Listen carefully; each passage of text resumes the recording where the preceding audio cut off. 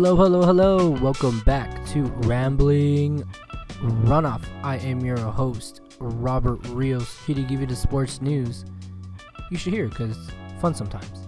And to enjoy these awesome fun times with me in the sports world, as usual, through the virtual landscape, is my co-host, Mr. Danny Tan. Danny, say what's up to the people. What up, y'all? What's going on? Yep, we got a lot to unpack today. We got the warm-up. We're going to be going over some UFC stuff. We're going to be seeing what's going on with the UFC and what they can improve on, what's making it struggle a little bit here in our opinion. And then our first big topic, we got NBA free agency. You thought we were done. No, we are not. And yeah, we got a lot of stuff that's happened, right, Danny? Yes, sir. A lot of stuff to recap. Yes. There was a lot of stuff still going on as well. And then in our second big topic, we have some MLS news. The Gold Cup final just wrapped up. And then we're also going to do a slight little preview for the FIFA Club World Cup final, which is coming up very soon, by the way. Actually, this weekend, as we speak. And of course, in the rundown, we have lots of sports topics to go over that we're going to go through very quickly, so stick around for that. But Danny, very quickly, how have you been? What you been up to? How are you dealing with this summer July heat? Yeah, you know what? The heat's not too bad. I'm just been chilling. Work. Trying to golf. I haven't been golfing too much, but just been chilling, relaxing. Yeah, I haven't been doing much. What about you, Rob? What you been up to? No, yeah, I know we've been trying to go golfing, but I don't know, the time has just escaped us. Yeah. And I believe I feel like the summer just started, but apparently we're already halfway through the summer, so I'm so confused. God damn it. I was like, I could have sworn it started on June 21st. We're already on July 8th as of this recording. Yeah. It's a short summer, man. So it's flying by, but I guess so, yeah. But yeah, nothing much. I just been trying to stay out of the sun, keep my fan on, maybe keep a window closed, try to be in the shade, in the dark, as much as possible, so I don't start sweating up a storm in my room. You feel me? Yep, I feel you. Trying to stay cool. No, yeah, exactly. Try not to move a lot either. Yeah. Like if I'm going outside for like I don't know, if I have to go take out the trash or I'm hanging up some laundry or something, like that's it. Maybe I'll sweep or cut the grass. Well, I mean, it's always going to be hot, so. Yeah. But what are you going to do? Ooh, what do you do? 'Tis the summer. But yeah, it's the summer. You can't escape it. Yeah. But I like the summer. I'm okay with the summer. I'm not going to say I like the heat, but I like the sun. Yeah, I mean, you like the sun. You got to take the heat with the sun, man. No, yeah, I know. The sun, You can't win them all. Oh, the beach sounds nice. But are you ready, sir? Yes, sir. I'm ready. Alrighty, everybody. For our first sports topic of the week for the warm-up, since we made this switch, we have the UFC Dark Age. Dun, dun, dun. So, what I mean by that is, I've been looking on the internet, and this topic keeps popping up periodically. And I wouldn't have really thought of it because I don't really watch a lot of UFC. I know, Danny, you do a little bit. But it turns out we are in the dark ages, or dark age of the UFC. And Danny, have you been seeing this, or do you know what I'm talking about by any chance?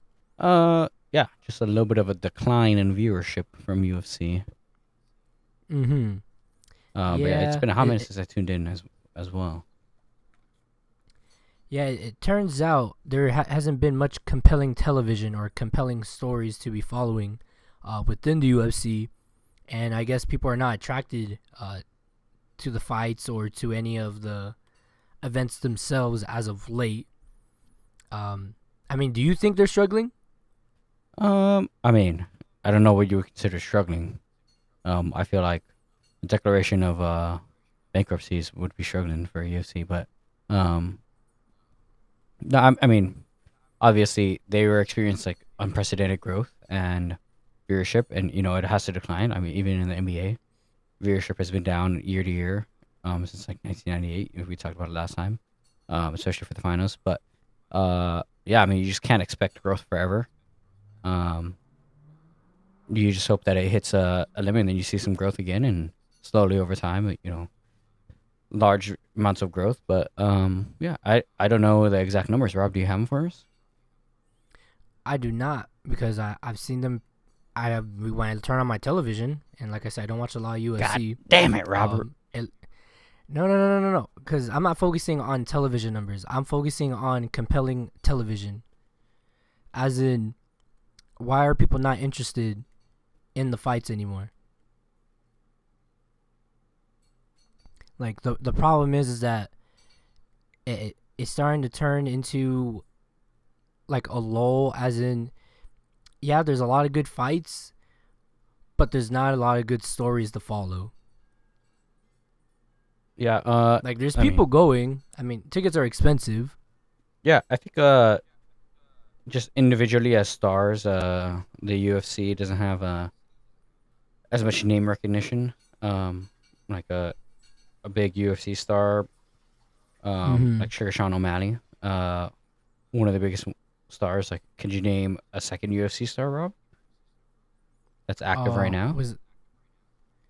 I cannot, because, like I said, I don't watch a lot of UFC, but also there's not a lot of big names. That's what my point is. Like, I'm not talking about television numbers or if they're selling out. I'm just saying like how you kind of mentioned in the beginning, like, yeah, like that growth kind of did falter, but I think it's because the casual fan is not coming in no more, because there's nothing exciting or interesting to attract newer fans, at least, to the product. Like, because I was watching, I did see a couple videos. One guy was saying that they've slowly stopped doing like home field advantage type of fights.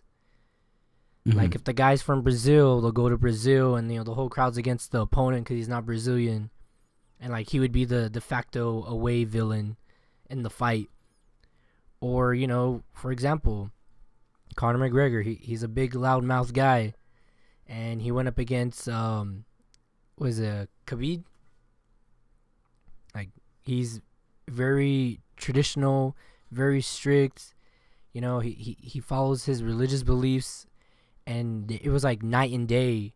So that was like I said, compelling television, compelling entertainment of the fight, besides the fight. Or another example I have, you have a Ben Askren against Jorge Masvidal. There you go. And do you know what happened in that fight? Yes, I do, Rob. Yeah, I remember it quite fondly. In 5 seconds. And then in 5 seconds, a KO. And everyone wanted a good fight. I mean, everyone got what they kind of wanted. They wanted to see Ben Askren get his ass kicked. And, I mean, it happened technically. I mean, Askren flopped like a fish, literally, as like against, I don't know, it was still very, you blink and you miss it type of moment. Another reason why some people feel that the UFC is starting to falter is the deal that they made a while back with ESPN. This was supposed to help grow the sport, grow the UFC, I guess, to help push or promote smaller fights, smaller fighters, and give them some shine. But apparently it's done the opposite, because they have a lack of promoting. And yeah, to be honest, like, I've watched a lot of ESPN in my life, and I rarely see any UFC commercials for these fights. And the times where I've channel surfed. Right. What? No, I was gonna say, I wonder if it's because it's pay-per-view, and ESPN is just not giving those advertisements for pay-per-view that it knows that most people aren't going to pay for. So it gives the bigger advertising dollars to bigger companies that just want more eyes. You mean like on ESPN Plus? No, I just mean ESPN in general. Oh, in general. Okay, yeah, I was going to say, because there's some on ESPN Plus, and there's some that are just on ESPN 2 or ESPN late at night. I'm not going to stay up for all those. I don't know any of these people. you guys don't promote these guys. How the hell am I supposed to know? And then on top of that, some people feel like Dana White, his hand is a little too much all over this, as in like he's openly picked fighters and pushed them to the forefront. As you mentioned, Sean O'Malley, a guy he's a really talented fighter.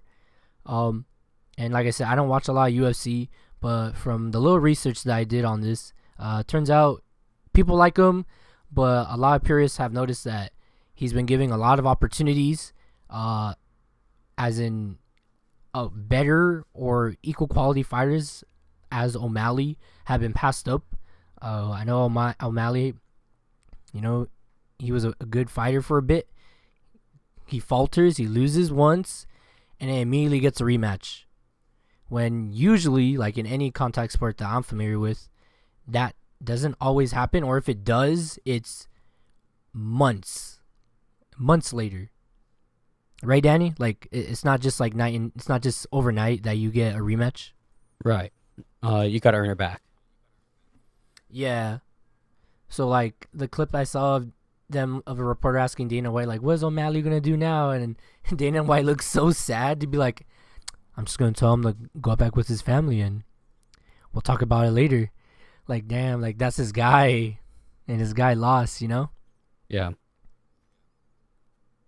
But yeah, like there's not a lot of big names, or I mean, I'm not saying that we need loudmouth fighters in the UFC, but it is nice every once in a while when you can either root for or cheer against, the arrogance or outgoing contender. Because it's just something different. It's not just some guy from the middle of nowhere. But hey, sometimes that is the story, but it can't be for everybody, Right. Yeah, I think the UFC has a bit of a problem with setting up younger fighters and smaller bouts to become these like mega superstars and whatnot. Like, yeah, exactly. the big names in the UFC are huge, but there are a ton of great undercards, non-main event fights, or like secondary main event fights that are great. But you just don't hear about these guys unless you're deep into MMA. You're deep into like the fighting scene, or Yeah. maybe by chance, there's a big fight. They stick one of these cards underneath, but even when you watch, I think it's valuable to do, got those fluff pieces on these fighters and whatnot. They're kind of there just to kill time and whatnot, but it gives people something to invest in if they're watching it. Get a little background on that fighter. You see them win or lose. And then the next time they come around, you're like, oh, I remember this guy. And then eventually, one of these stars will rise and they'll get a full main event fight. And their stardom rises because people were able to see, they're not following them from coming off the street and starting from zero. But yeah, it's better than nothing. While they're already at that level, giving them the undercard spotlight is huge, but giving them a little bit more background, which I think they did a better job when it was less cards. Like now they have like 6, 7 cards for every pay-per-view. I know it's tough to juggle because there's just so much content to stream or to broadcast at the same time, but I think it makes a difference. Like these little, for boxing, I think it's a little easier because even with all of the fights all together, the rounds are a little shorter and whatnot, and they're typically over, especially those undercards, they're typically over sooner, so you have much more time to kill and set up these next guys. No, yeah, like I think it was over this weekend or like 2 weekends ago. The new UFC lightweight champion Ilia Topuria, he defeated this guy Charles Oliveira. Apparently, he was like a super popular fighter. Like he wasn't like, not saying he's a loudmouth, but he was an outgoing guy. He seemed fun. Like I literally saw some video from like Vegas. Some dude was recording the TV, and there's this grown ass man crying as Oliveira was walking out. Yeah. I was like, what the fuck? I was like, okay, maybe this Oliveira guy's gonna win, and nope, he got knocked out in the first round. But maybe there's some a small sliver, a slight slight saving grace for the UFC here. So yeah, Topuria is now the undisputed lightweight champion of the world. Literally after the fight, this young man, a fighter I do kind of know, haven't seen him much, but Paddy Pimblett entered the octagon right after the fight, and apparently they do have a past. Doing some research here, the pair's heated feud stems back from a 2022 online incident, of course, happened on Twitter or Instagram, and led to a physical altercation at a hotel back in London for UFC Fight Night 204 in March of that year. And I did see a small clip, and yeah, they swung at each other very quickly. I mean, it was stopped very, very fast as well, but yeah, I'm pretty sure there's no love lost here between these guys. So if this fight does happen, I think we're going to have to check it out because there's actually some heat behind it, not just these two randos. And yeah, Paddy, he's an outgoing guy. It looks like this Topuria guy is an outgoing guy, so they're probably going to leave it all out on the mat. All on the octagon, I should say. Like you said too, Rob, a little bit of skin in the game when these guys start drawing at each other. There's a little bit of history. The story of the fight is important too. But yeah, I feel like it's tough because people want to see a villain go down, but it's tough to make a villain of someone and then have them have a standing career. You know what I mean? No, yeah. Still giving you have them to respect that at the end of the day, right? Yeah. And also, I wouldn't say any of these guys are bad guys. I'm just saying most of these guys are outgoing. They're a little crazy, so right. It should be interesting. Right. But yeah. Danny, do you have anything else to add in regards to this topic? I don't think so. I mean, it's been a hot minute since I watched UFC. I want to get back into it, but we'll see. Undisputed. It's been a while since there was an undisputed UFC fighter that well, I mean, it's been a hot minute since I watched, but an undisputed fighter. So I'll be excited to tune in. No, yeah, I mean, I guess that was the reason why this Oliveira guy was super popular. But, he's on his way. Back to the drawing board. Yep. Damn. I mean, he was the champ. Went down, literally and figuratively. But yeah, I think that wraps it up for this topic. Are you ready to jump into the hardwood? Yes, sir. All right, everybody. With our main topic on the board now, we have NBA free agency. You thought we were going to stop talking about the NBA. Y'all really thought.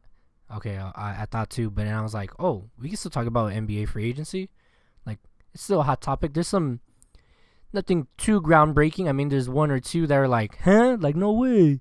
But no, there's still a couple of decent moves going around. But Dan, do you want to start us off? I know we talked off camera, or off audio, I should say, that I got a handful of moves, departures, re-signings of interest, but of course you could jump around wherever you want to go. But yeah, where do you want to start? Right, you want to start with the big one first? Yeah, I think we should start with the biggest news in the NBA trade world. Rob, recap it for us. Yes. So, small recap. There was a trade between the Suns and the Rockets, in which the Suns were sending Kevin Durant and I should say. Well, yeah, I mean, that's the main trade. Kevin Durant. They were getting Kevin Durant, and then literally no more than a day, there was like rumors going around that multiple moves were going to be made because of this one trade, which included the Rockets. Yes. So the initial trade rumors were Kevin Durant going to Houston Rockets, and the Suns getting Jalen Green, Dylan Brooks, and a handful of picks. But it expanded. Rob, you want to recap this big ass trade with how many teams, Rob? 7. So 7 in teams. short, this is the largest trade in NBA history. It finally came together this past weekend, I believe on Sunday. Was of course the centerpiece trade being Kevin Durant joining the Houston Rockets in exchange for Jalen Green, Dylan Brooks, and a slew of other assets. Was no fewer than 7 teams and 13 players involved. Damn. So do you want to go one by one with the Rockets and then go down the list here? Yeah. All right, so the Rockets, as I mentioned, sorry, I was stuttering because I was trying to figure out where to start from here. It's so massive. It's first time in NBA history. So the Rockets get Kevin Durant. They also gain Clint Capella. The Suns, as we mentioned, Jalen Green, Dylan Brooks, Kaman Malanch, Rasheer Fleming, Kobe Brea, Daquan Plowden, and then two second-round picks, one for 2026 and 2032. The Nets receive a 2026 second-round pick and a 2030 second-round pick. The Warriors get Alex Tohei, who was the number 52 overall pick, and Jemai Mashak, who was the 59th overall pick. The Hawks, your Hawks, Danny, get David Roddy, a 2031 second-round pick, and cash, as it's labeled on the NBA website. Just cash, straight money. The Lakers were also involved, surprisingly. They received a 36 overall draft pick, Aldo Thiero, and some money as well. And then finally, the Minnesota Timberwolves received Roko Zakarski, the number 45 overall pick. They also will receive the 2026 second round pick, a 2032 second round pick, and they also got some of that green money. So yeah, man, they were legit throwing dough around for real in this 7-team trade. But Danny, what are you shocked that this happened? Like, this kind of came out of nowhere. Yeah, I mean, I think Kevin Durant was looking to be moved pretty much the entirety of the offseason. It was just a question of what team was ready to pick up that big contract, and with that, like, what pieces they were willing to move to grab Kevin Durant. And that team turned out to be the Houston Rockets. They gave up their young star Jalen Green, and one of their scrappy defenders, Dylan Brooks. I think, not to the surprise of many, but maybe some people are like, you give up that early. He did have a poor playoff performance, but the Suns picking up both Clint Capella and Kevin Durant in that one trade is huge. The Houston Rockets did need a backup center, Clint Capella, a great backup center, returning home to the Houston Rockets. And I was about to say, I think he's pretty He's good. just great. Yeah, he's great at picking up boards. And then Kevin Durant, just a solid scorer all the way around. It just makes the Rockets definitely a contender. I think with a couple of the other moves that they made, picking up players around, it puts them like in the top 4 in the West. No, yeah, I think the Rockets might be a straight contender. I know they were floundering around last season, but I think they might have I think the odd makers will make them a very hard contender now Right. for at least the playoffs in the beginning of the season. Well, of course, on paper, it looks sexy, but once you hit the floor, that's a whole different story.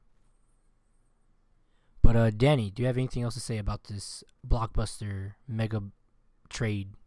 Yeah, it certainly shakes up the West a little bit. I think the Suns, obviously got much worse. Jalen Green, young star, but playing alongside Devin Booker, maybe he could get some experience. But they're still going to be lacking consistent scoring, veteran presence. So we'll see how the Suns get along. Maybe with some of the other additions and trades that they made, there'll be a play-in team, perhaps. But this is definitely a win for the Rockets. No, yeah. I mean, once you get a proven player, like Kevin Durant's not going to be going cold for 10 games in a row. Like, he's going to give you shots, or at least he's going to help you develop, high octane shooting opportunities for other players as well. So, like I said, we just got to wait and see how it works out.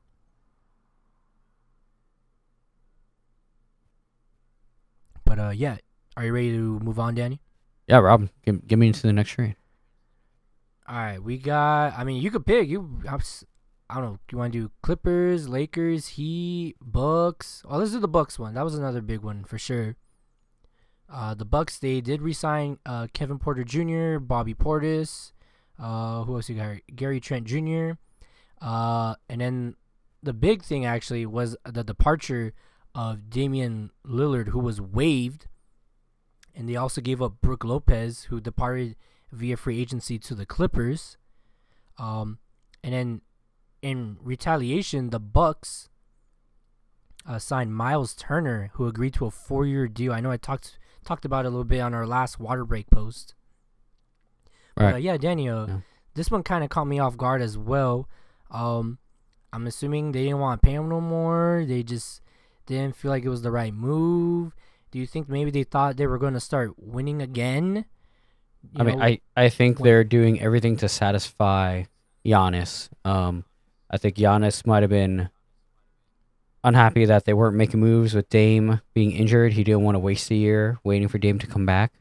So that was just part of it. I think they made a huge play by waiving him. So they're going to still hold on to the contract, but spread out a couple of those payments. But signing Miles Turner, I think, is something to satisfy Giannis. Yeah.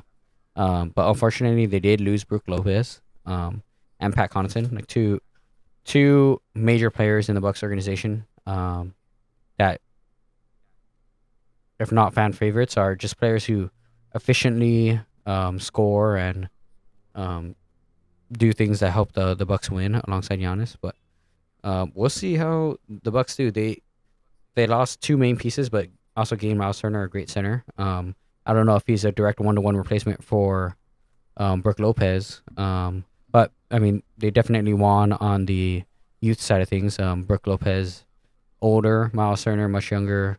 He could definitely turn into a Brook Lopez player. They're kind of the same archetype, a 3 shooting big. So we'll see how it rolls. But I think this is definitely a play to keep Giannis in Milwaukee. I mean, he's Damian Lillard. Like, he's not a slouch. I mean, yeah, he picked up the injury, but yeah, but that's at least the full season out. Yes, Giannis ain't getting any younger. I think any team would want this guy. I'm pretty sure Damian Lillard would not care about the money or anything. He's a true all around ball player. You saw what he did in Portland. Come on, let's be honest. When he was at the Trailblazers, he had fucking scraps, bro. Why do you think he had 30, 40, 50-point games a night? Yeah, it's true. He was carrying on his back, bro. It's true, but with the time that he had, like he was with Giannis, they didn't produce results. Injuries here and there, so on and so forth. But I think a couple of unproductive, like a season and a half, unproductive with the duo, was all it took. With that injury, I think Giannis was just frustrated that, they thought maybe we run it back, we'll get a chance. The East wide open, and then change his mind after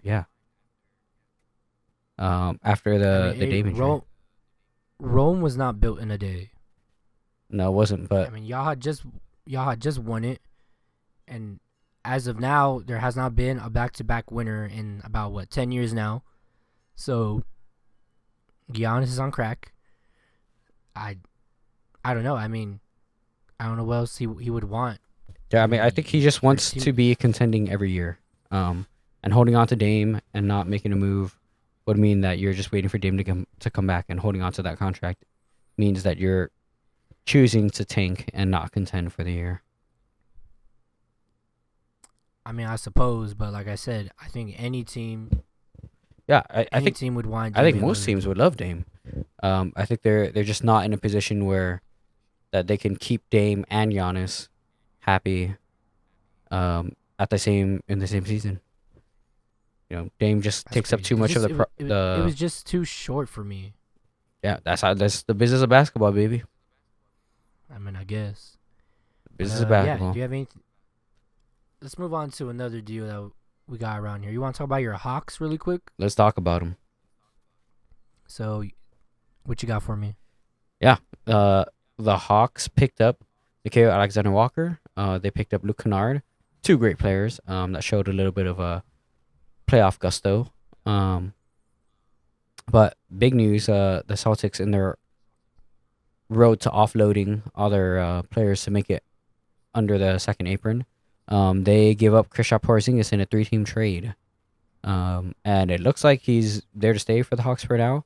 We'll see if he gets swung for pieces or something or other. But for now, it looks like he's staying in Atlanta. But unfortunately, there's a give and take in things, and the Hawks lose Clint Capella, as we talked about earlier. They also lose Carius LeVert, Larry Nance Jr. to free agency. Terrence Mann goes in part of a 3-team trade. So does George Niang. And then after acquiring Diverati, they waived his ass. So we'll see what the hell they do. Hawks still got No remorse. Trey and Ricochet. So we'll see what they got to do. I believe Trey is the last in his class to be eligible for a Supermax. In that same class, DeAndre Ayton, I believe Karl Anthony Towns, Luka Doncic, all those guys traded before eligible for Supermax. So we'll see if Trey is the last domino to fall or if he gets paid out by the Hawks. I mean, that would be very interesting because, none of those guys got that far, so it's got to be one at least, right? Right. Even a blind squirrel finds a nut every once in a while, right? Every once in a while. But, what do you think this Hawks team will go far? I mean, they're certainly a playing team. Just like they were last year, they're certainly a playing team. And they got a chance to go a little further, but we'll have to see because there's not much to a bench to the Hawks right now, as constructed. Oh, okay. I mean, what other team do you want to look here? We have a bunch of teams on the screen right in front of me. What else do you want to do? Yeah. Let's quickly do Clippers. Yeah. Let's go to LA. Let's hit the Clippers and Lakers. Okay. Yeah. For the Clippers, they re-signed Nicholas Batum. He returns on a 2-year deal. Batum. Excuse me. Thank you. James Harden agrees to a 2-year extension, which was apparently going down to the wire. Then the Clippers added John Collins. He joins via trade with the Jazz. And as we mentioned very briefly, Brook Lopez, he agrees to a 2-year deal. What do you think about these signings, Danny? I mean, the biggest thing to me is the departure, Norman Powell. Losing Norman Powell, the Clippers, I don't know what they were thinking. Norman Powell was in all-star consideration last season. They pick up John Collins, which is fine. Brook Lopez is definitely a win, but losing Norman Powell, losing that a big win. That offensive firepower, I do not know what they were thinking. You got James Harden for 2 years. I mean, fine, whatever. That's your firepower. Sure, whatever. I know. I think they were thinking more with their wallets than skill. Yeah, I mean, I think, right, because of the performance of Norman Powell, I think they just didn't want to pay him. So, I don't know. I mean, who are you going to build a team around, James Harden or Powell? Oh, obviously, they're not the same player, Rob. Come on, stop playing. Yeah, I know, but I think you're, it's just that. That's like what you paid James Harden already. You're not trading Norman Powell because you already had to re-sign him. You should have kept him on for another year, see where it went, and then figure it out from there. I mean, maybe they just weren't satisfied. I mean, I don't know. Maybe they didn't have the space in their books. Come on, Rob. Stop it. I don't know. I'm just Look, pointing. you make space for the good players. I guess, yeah. I mean, that is another good point. Yeah, I know. But like I said, old man Harden. He is an old man now. Dang. He's been in the league for so long now. Or it doesn't feel as long for me, but you do make a good point. He is getting up in age. But you want to go to their more elaborate neighbors now? Yeah, let's go to the Lakers. So the Lakers, they re-signed Jackson Hayes. He returns on a 1-year deal. And they also added DeAndre Ayton, who agreed to a 2-year deal, who I mentioned in our water break. And they also added Jake LaRavia. He agrees to a 2-year deal as well. What can you tell me about these couple of moves, Danny? Jackson Hayes re-signing. I think he becomes the backup big. He didn't do great as a big in the playoffs. DeAndre Ayton coming on. I think he becomes a starting center. I think the Lakers are looking for someone bigger. Someone like a Valanciunas, Steven Adams, a bigger just rebounding center. I I think DeAndre Ayton is a good middle ground. That he can catch a lob, he can still shoot. He doesn't have the defensive prowess as Anthony Davis, but I think he's good enough. And for the bargain that they got him for, he's good enough just to be on the roster. It sucks that Dorian Finney-Smith departed. A great player, a great role player. But I mean that's just the way it rolls. And I'm glad they keep on Jackson Hayes because the lob threat is something that I think Luka plays well with. So having him as a backup big and coming in even without Luka to be athletic around the rim when rebounds don't matter as much, I think it's huge. So overall, I think the Lakers did okay. They should have picked up another center or another big, but they did fine. Oh, okay. All right, we're running low on time here. Can you pick one more team that we can go over very quickly? One team that made a lot of good moves. Let's see. A team that made some good moves. I have mine if you can't decide. A team that made good moves. Or just any sure. move. Just pick any team. Okay. I think it's the Denver Nuggets. Oh, okay. I think That's not they. what I was going for, but sure. Okay. How about I do mine quick Continue, and then you can go to yours. continue. Yeah. So the Denver Alright, for sure. Nuggets only lose Michael Porter Jr. and Dario Saric. Sarge, as some may say, but they picked up Bruce Brown, Cam Johnson, Tim Hardaway Jr., and Jonas Valanciunas. A little bit of controversy over Jonas Valanciunas. Apparently, he wants to go play for Greece. But Nuggets are saying, "Hey, Bruh. you have to agree to this deal. We expect you to honor it." But I mean, the Nuggets picked up a bunch of great players. They have yet to re-sign, but I don't think anyone is even up for contract yet this year. They gave away Michael Porter Jr. already, so they don't have to do much. But yeah, they just got better. Picked up Cam Johnson after the poor performance that Michael Porter Jr. had in the playoffs. Bruce Brown comes back, great defensive guy. Cam Johnson provides a lot of the same things that Michael Porter Jr. does. With a little bit of a more consistent offensive shot. Not as big, but I think that's just a trade-off. And then they get more rebounding with a backup center in Jonas Valanciunas. So I think Denver Nuggets just got better overall and didn't lose much. Oh, okay. And mine is the Heat. They added Simone. Stop it. This is the team that you want to talk about? Yeah, there's a reason why. Oh, my God. Simone Fontecchino, he joins via trade with the Pistons. They also added Davion Mitchell. He returns on a 2-year deal. Norman Powell, he joins via the trade with the Clippers. Departures, Kyle Anderson, he departs via trade with the Jazz. Duncan Robinson departs via sign and trade to the Pistons.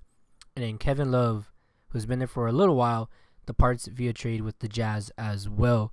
And then I saw on Twitter, he put a post saying, "I never thought I'd be part of a math problem." Yeah, I saw that. Dude, Kevin Love on Instagram and Twitter is so funny. No, yeah, that was the reason why I wanted to go over that one real quick. Oh I was like, wait, that's the whole thing. Yeah, I mean, also he's been at the Heat for like a hot minute too. I was like, wait, why would they get rid of him? But okay, apparently, I guess they did not have space for him in the books anymore. Yep. I mean, they're retooling. The Heat are retooling. Yeah. And then, and very, very short and very quickly, additional NBA news. The New York Knicks officially hired two-time Coach of the Year Mike Brown. Mike Brown, who previously coached the Kings, the Cavs, the Lakers, takes over in New York after Tom Thibodeau's exit. And then the Pacers have announced, Pacers executives confirmed Tyrese Halliburton will miss the entire 2025-2026 season due to his Achilles rehab. Halliburton ruptured his Achilles tendon during Indiana's loss to Oklahoma City and Game 7 of the finals while playing with a strained calf. Pacers president of basketball operations Kevin Pickard said on Monday in a news conference that he has no doubt Halliburton will be back better than ever. He will not play next year, though. We would not jeopardize that now. Don't get any hopes up that he will play. End quote. But yeah, Danny, can you give me two very quick responses to these pieces of news? Mike Brown, great coach. Going to the Knicks, great. We'll see where Tom Thibodeau lands. And then Tyrese Halliburton, expected. We've got like 4 players out with the Achilles, with torn Achilles in the last season. So I don't expect any of them, except for maybe Kyrie, but even then, I doubt it, to come back within the season. So we'll see. In 2 words, can you describe the Phoenix Suns, Chris Paul and Steve Nash? That's 5 words. What do you mean? Okay, then. Paul Must see and Nash. TV. That's 3 words. I know it's just when you started talking. I don't know. Sorry to get sidetracked, but when you started talking initially, I don't know why that like triggered in my head. Oh, yeah. I mean, I guess that's the last thing, NBA news ish. Yeah, the Inside Guys, they moved to be an ESPN show. I don't know how it's gonna work. We will see. Oh yeah, but for sure, for real. but yeah, with the NBA moving to NBC and Peacock, TNT the inside desk at TNT will not be the main show of the NBA anymore, and we will see how broadcasting in the NBA shakes out this season. No, yeah, for real. Totally forgot about that. Yeah, it's important. Thank you, Danny. I think we're gonna move on now, if that's okay with you. Unless you got anything else to add. That's all I got. Alrighty, bet. From the hardwood, we move to the sometimes soft, sometimes very hard field grass of football, or soccer as we call it in the U.S. So yeah, we got some MLS news, FIFA Club World Cup. We just had the Gold Cup final come around, so I'm gonna go over some of the results and preview a little bit of what's going on in the soccer world. But yeah, we got match day 22 recap for the MLS. I'm just going over some scores and highlights here.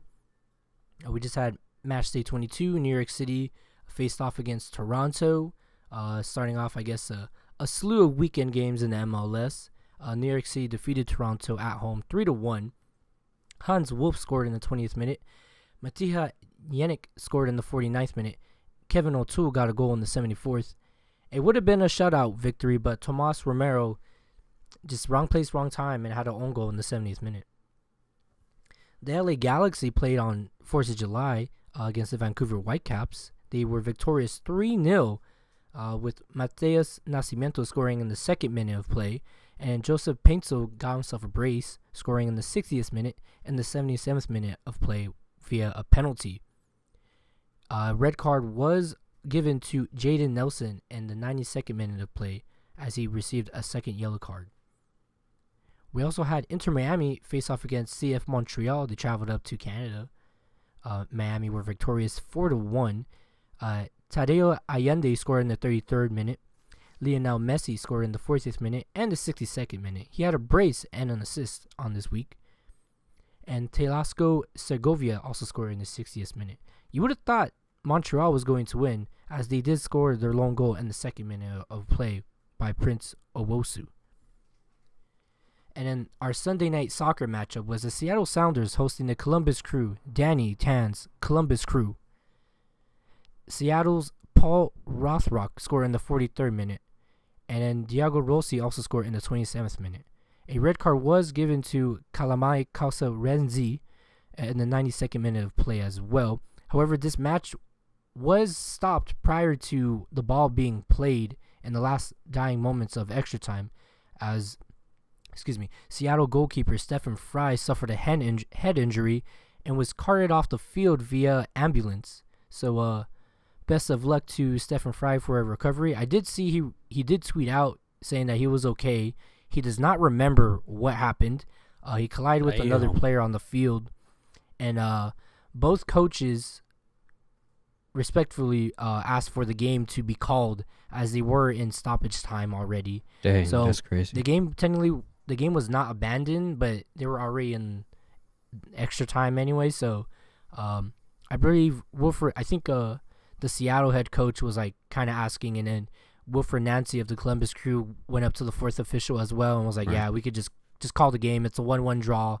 So yeah, gentleman's obliged. And 1-1. Weapon? Gentleman's obligation, or no, yeah, because it could have been a controversy. Right, they kept playing before. I think in the NWSL they had an incident where one of the girls like passed out for like 10 minutes. Like I don't think it was like a heart issue or anything, but she knocked out, and she was on the field for like a while, and they're like 10 minutes. I Goddamn. think it was like a while. It was a while. And then I think they had all the players go in, and then they came back out, and they're like, "Wait, we're still gonna play." That's crazy. Right. So very odd, but yeah, I mean, it would have been a shit show for the referee organization if they would have allowed play Right. to go even after. Literally, I haven't seen a player in a major league get carted off an ambulance in a while. So for it to get to that point is pretty crazy, honestly. Right. It's just a good move. No, yeah, for real. So hopefully Stephen Fry, he's A-okay after that. Shouts out. And then your MLS Player of the Match Day 22 is no one else other than Lionel Messi. He made a triumphant return back to MLS action after their quick stints in the FIFA Club World Cup where they got eliminated by PSG. I believe 4-0. After the first half, it was 4-0 in the round of 16, I believe. And then, yeah, the Argentinian icon, the GOAT. He led his team to a 4-1 victory with 2 goals and assists, as I mentioned. He's the reigning Landon Donovan MLS MVP. He's produced at least 2 goals and 1 assist in 3 consecutive league matches, becoming the 4th player in MLS history to accomplish the feat and the first since Thierry Henry in 2012. With his latest star showing, Messi is now tied for 3rd in MLS with 19 goal contributions, which he currently has 12 goals and 7 assists, and leads the league in goals per game, .86. He's also recorded at least 3 goal contributions 9 times since joining the Herons in July 2023, 2 more than the next closest player during that span, which is LAFC's forward Dennis Bouanga. So yeah, I think this is his, 3rd time he's been player of the match day. I mean, he's the GOAT. What are you going to do? Maybe I think Joseph Painter could have got it, but I mean, 2 goals and assists. He's on a record rolling roll, so what are you going to do? But yeah, let's preview some additional some games coming up, for the next match day. On Saturday, July 12th, we have Cincinnati FC versus the Columbus Crew in the Hell is Real derby. So, yeah, that should be a good matchup. You can catch the game on Apple TV, MLS Season Pass, 4:30 p.m. Pacific Standard Time. And on Fox Sports 1 or FS1 at 4:30 p.m. Pacific Standard Time, we got a little bit of not a sponsor, a little up-and-coming rivalry. Inter Miami versus Nashville Soccer Club, SC. These 2 teams went back at it a couple years ago in the CONCACAF. Dang it, it's escaping my name now. But these teams have gotten chippy over the past couple of seasons. I think they face each other in the Leagues Cup final. They also faced up against each other in the CONCACAF Cup. There you go, the Champions Cup, where they played those 2 games and they were scrappy. They were very scrappy games. And yeah, I think we got ourselves a little bit of a real rivalry match here. So yeah, this will be a good game to watch. FS1, 4:30 p.m. Pacific Standard Time, 7:30 Eastern Time. Additionally, on Saturday, we got Real Salt Lake versus Houston Dynamo. You can watch that game on Apple TV at 4:30 p.m. Pacific Standard Time. And your Sunday night soccer matchup is St. Louis City versus the Portland Timbers on Apple TV MLS Season Pass, Apple TV at 4 p.m. Pacific Standard Time. And looking at the standings very quickly at the table, I should say. In the Eastern Conference, it's Cincinnati up at top with 42 points. Nashville right behind them. Philly, Columbus, Orlando. Then Inter Miami, New York City. And then for the last 2 spots at 8 and 9, we got New York Red Bulls and the Chicago Fire. In the Western Conference, it's still San Diego leading the way with 39 points. Right behind them, only a point behind, is the Vancouver Whitecaps. Then we got Minnesota, Portland, Seattle, San Jose, LAFC at 7. And then rounding out the last 2 spots at 8 and 9 is the Houston Dynamo and Colorado Rapids. But yeah, I mean, it was a good weekend of full MLS play since they did take a little break for the FIFA Club World Cup. And we'll get a couple good, 2 or 3 weeks of MLS play, and then we're back at it again with another in-season tournament with the Leagues Cup with the MLS clubs taking on the Liga MX clubs, so should be a good time. We'll probably be covering a little bit here and there, but we'll see when the tournament comes around. In other MLS and national team soccer news, we have the FIFA Club World Cup. As of this recording, we have the semifinals. There was already a semifinal today between Club Fluminense and Chelsea, where Chelsea was victorious 2-0. Joao Pedro, who formerly played for Fluminense, had two hell of a goals in the 18th minute and the 56th minute. I was able to see the first goal highlight. He scored the first goal. Oh, dude, Danny, that shit was nice. It was a really good goal. Really? Top bins, top corner. Ooh. And since he used to play there, and this is very common in I was gonna say basketball, very common in soccer, where like unless you have love loss against your opponent, like they won't celebrate like for a former team. Like let's say you just got transferred or you just signed to a team and then you immediately play your former team and you score a goal, like you try not to celebrate out of respect. Yeah. So like he scored that banger and he had to automatically put his hands up like nah. So that's crazy. But yeah, when you score two bangers, like what are you gonna do? But yeah, Chelsea are going to the final of the first ever FIFA Club World Cup. And then as of this recording, for tomorrow on July 9th, it will be PSG versus Real Madrid at 12 p.m. Pacific Standard Time on DAZN, and I believe TNT or TBS. Check your local listings on cable. But yeah, you can find all action on DAZN for streaming. So yeah, it should be a good game. I mean, it's Real Madrid, PSG. You have the arguably best team in the world, PSG, the European champions, going in against Real Madrid, who's a really big club. So it should be a good game. And speaking of the final, the FIFA Club World Cup final will be July 13th at 12 p.m. Pacific Standard Time. If my math is correct, 12 will be 3 p.m. Eastern Time. And I believe the game is being played in New York. And you can catch this game on TBS and DAZN. East Rutherford, New Jersey. I believe at MetLife Stadium, where the Giants and the Jets play. Yep, out there in New Jersey, even though it says New York on the thing. But we'll have to see who Chelsea faces in the final. I'm hoping PSG wins it because they're just a very dominant team. They are very strategic, literally from kick. Like Danny, PSG have figured out what to do with the kickoff. What is it? And you know what it is, Danny? They turn the ball over. Tell it to me. Bah. I kid you not. Immediately? They will, yes. Instead of passing it to a player, they'll kick it in their opponent's half out of bounds so they could press. That's funny. Right off the bat. It's a strategy. Dude, they did it in the final. It was so weird. I'd never seen that. I think because they would rarely do it, and now they just start doing it all the time. Because teams don't know what to do. Yeah, it really throws off your offense. And defense, literally, yeah, or your formation. Right. Because now you got to do a throw-in. You got to start moving people automatically. Yep, it's a really good way. You set up your defense. Your defense turns to offense, and boom, you're up 2-0. Wow, that's crazy. For real. But moving on. Like I said, Chelsea or Real Madrid. Chelsea will face either Real Madrid or PSG. And then something I guess I could talk a little bit about more here. We had the CONCACAF Gold Cup final over the weekend. I was able to watch it. I went with my girlfriend to a watch party out in the San Fernando Valley. Been to this pub. It's called the Shirley Go. It's pretty cool. They have a lot of good brewskis there. But yeah, we were able to watch the final there. The U.S., who, I mean, let's be frank, had a B/C team. Not a lot of no names on this squad, as I mentioned in our prior episode.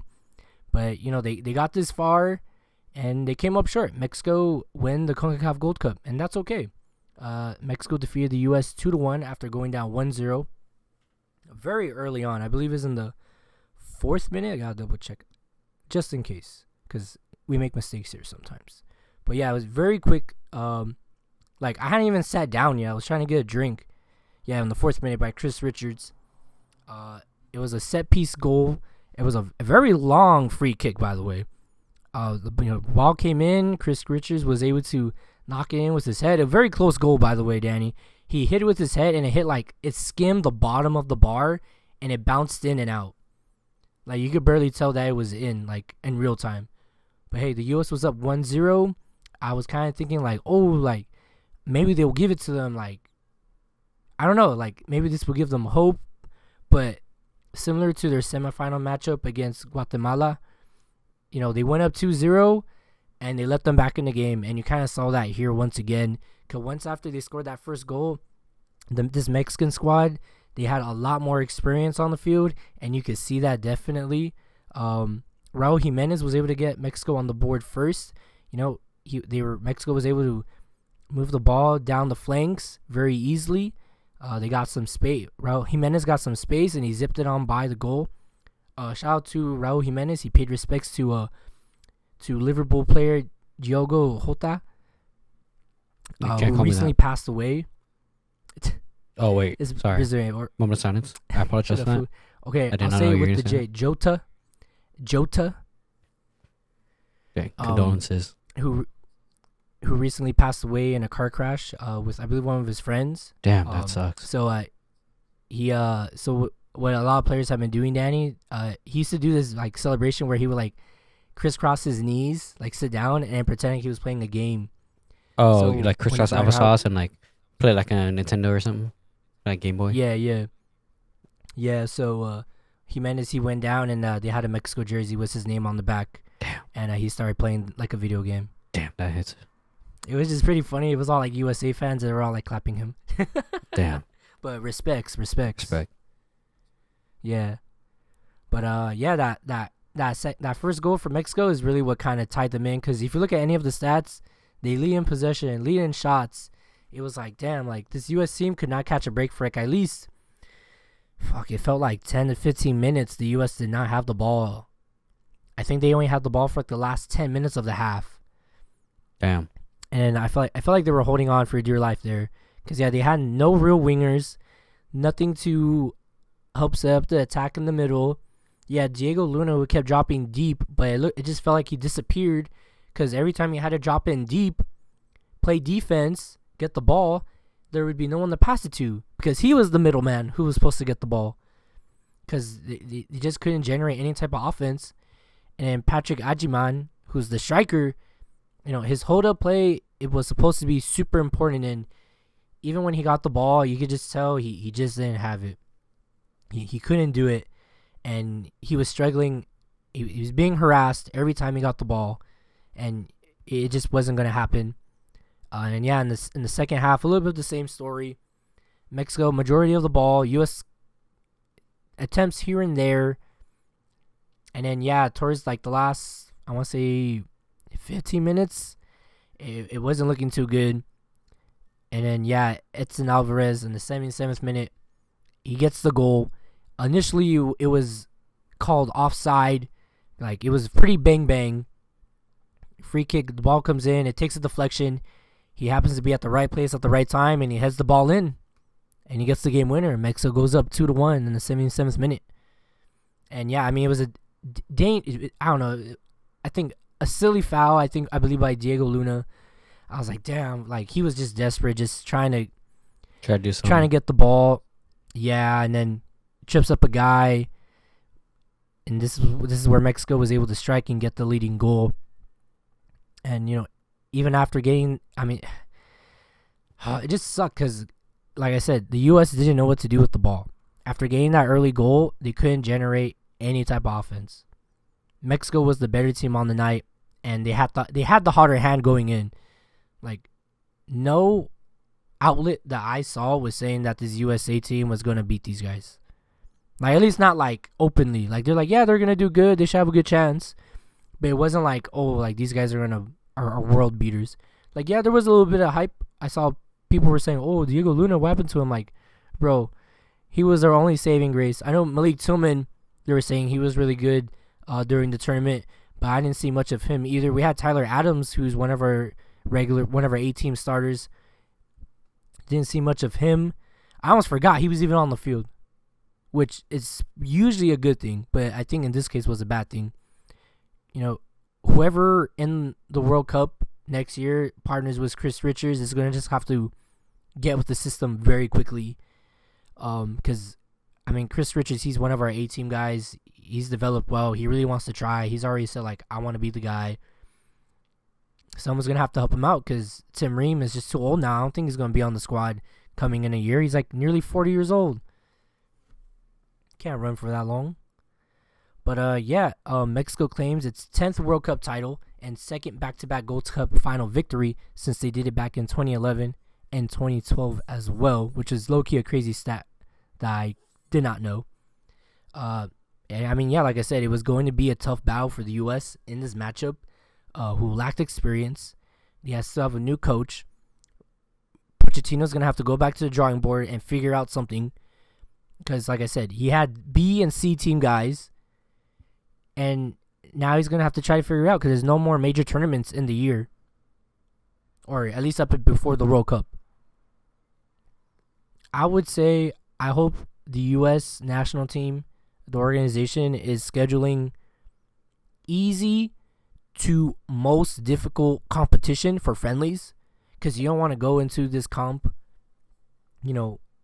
facing easy competition and then getting steamrolled, where you could face a little bit of both. Give yourself some teams, some nations where okay, we could compete against these guys, get an easy win maybe, and then fuck it, schedule Brazil, schedule Argentina, schedule even a Japan team, a Korean team, any of those national teams that they love to compete, they love to give it to you.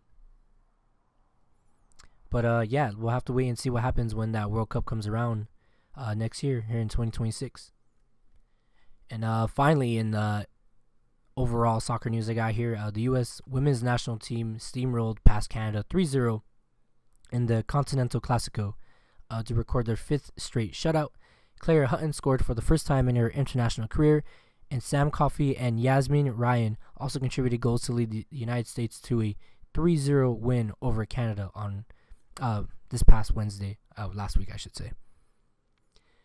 Danny, are you ready for the rundown, or do you have anything else to add in regards to what I just said in regards to the U.S. national team? I'm just excited for the World Cup to come. Just a little bit of time still, but excited for the World Cup to come. We'll see. We'll try to go, Danny. Yeah, we'll try. Just save $2,000. Oh my God. Anyways, we're gonna hop into the rundown. Is that cool with you? Yeah, let's hit it. Alrighty, for the rundown, we got some NHL news to go over real quick. The NHLPA extended CBA through 2030, including a 84-game season, while the full details of the new CBA won't be released to the public until a later date. Sources confirmed to ESPN, as I got this information from, that the new CBA will include a 84-game regular season, up from 82, as well as a shortened max-term contract. The two sides agreed to the new CBA in late June, ahead of the NHL draft in Los Angeles. The players voted to ratify the agreement over the weekend. Here's some notable confirmed CBA news. Once again, 84-game regular season. They will along with a shortened preseason. Permanent emergency backup goaltenders for teams, so they no longer have to call their emergency goalie from his pizza job. Elimination of player dress codes on game days. Increasing minimum NHL salaries. And also, I found this one interesting, an extension of the NHL's commitment to Olympic participation through 2030. Because I remember, I think for maybe two Winter Olympics, there were no NHL players, because I guess the NHL were like, nah, we're not doing that.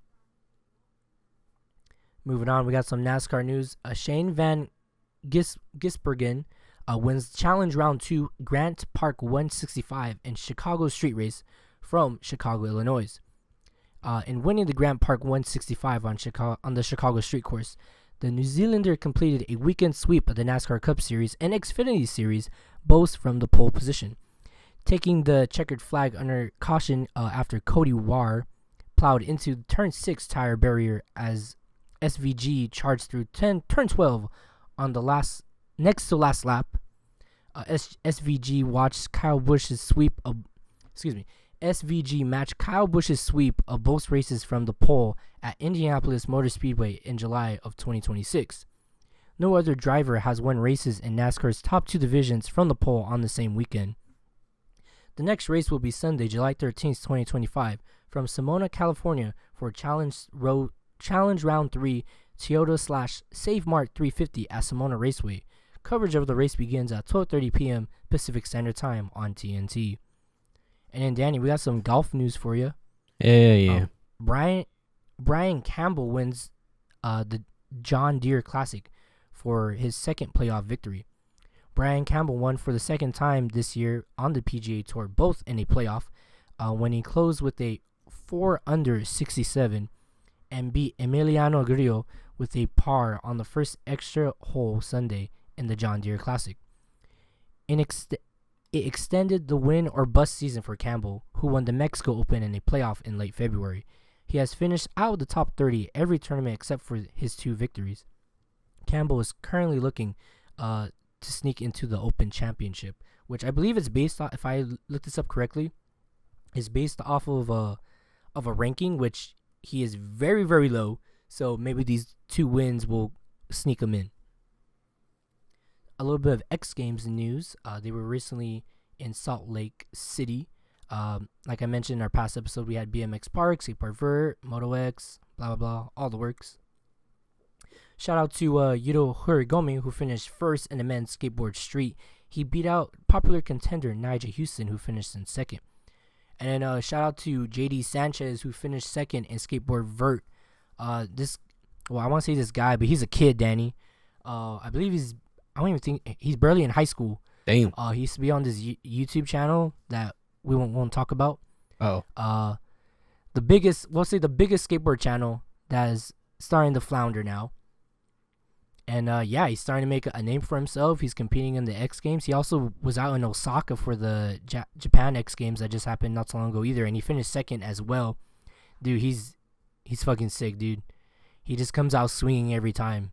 A lot of flick tricks with his moveset as well. But yeah, shout out JD Sanchez. Shout out.